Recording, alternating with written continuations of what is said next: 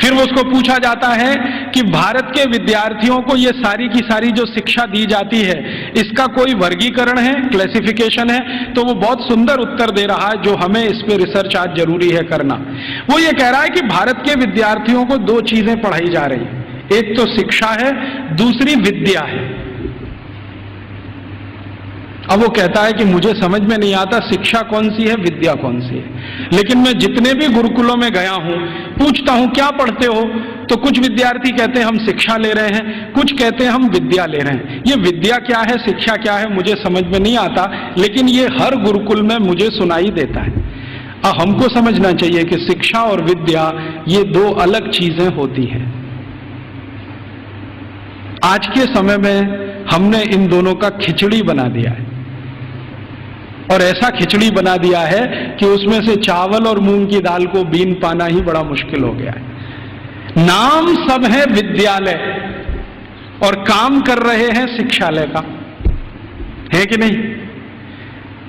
कोई भी विद्यालय ले लो, 1 2 3 नाम विद्यालय, विद्यालय, महाविद्यालय, ये विद्यालय, काम सब शिक्षालय का कर रहे हैं, नाम विद्यालय रखा हुआ है। ऐसा घालमेल कर दिया। शायद ये मैकॉले का असर है, क्योंकि मैकॉले को शिक्षा और विद्या में अंतर नहीं मालूम था, हमें भी नहीं मालूम है। हम जानते नहीं है कि विद्या क्या होती है और शिक्षा क्या होती है।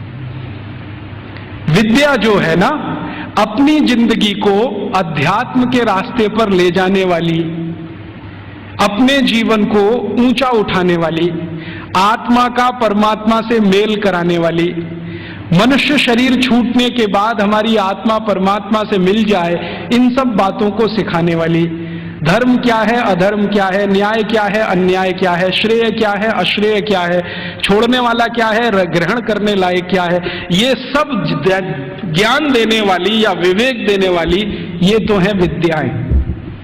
और बाकी हमने मैथमेटिक्स पढ़ लिया, हमने केमिस्ट्री पढ़ ली, हमने ये फिजिक्स पढ़ लिया, हमने ये कॉमर्स सीख लिया, हमने वो, ये है सब शिक्षा। तो कह रहा है कि भारत के सभी गुरुकुलों में विद्या है और शिक्षा है, लेकिन वो उसको इतना समझ में आ गया है कि ये जो विद्या है वो शिक्षा से ऊंची है। इसलिए भारत में गुरुकुल में जाने वाला सभी अपने को विद्यार्थी कहता है, शिक्षार्थी कोई नहीं कहता अपने को, क्योंकि मूल जो वो सीखने आया है वो कुछ और सीखने आया है।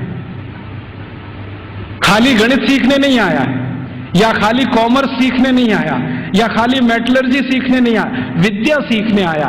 इसलिए विद्यार्थी कहलाना वो पसंद करता है अपने आप को। और वो कहता है कि जितनी ऊंची कल्पना भारत में है विद्या और शिक्षा की, हम तो उसके दूर दूर कहीं नजदीक तक नहीं है। फिर उसको पूछा जाता है कि अच्छा ये बताओ कि भारत में हायर स्टडीज सेंटर हैं क्या?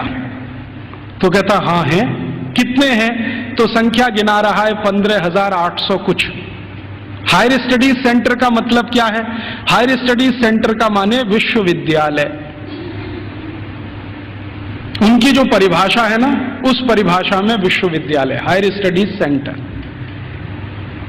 हमने तो कुछ 2-4 नाम सुने हैं, एक नालंदा का हुआ करता था, एक तक्षशिला का हुआ करता था, लेकिन 1835 में मैकॉले बोल रहा है अपने पार्लियामेंट में कि 15,800 कुछ विद्यालय, सॉरी विश्वविद्यालय।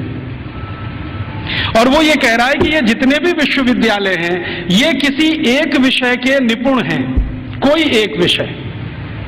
जैसे वो नाम लिख के बता रहा है, मेरे पास ये सब नाम है 15,800 और उसकी सीडी है। अगर एलसीडी प्रोजेक्टर हो तो मैं आपको दिखा सकता था। वो लैपटॉप मेरे पास अभी है, उसमें सब फीड किया हुआ।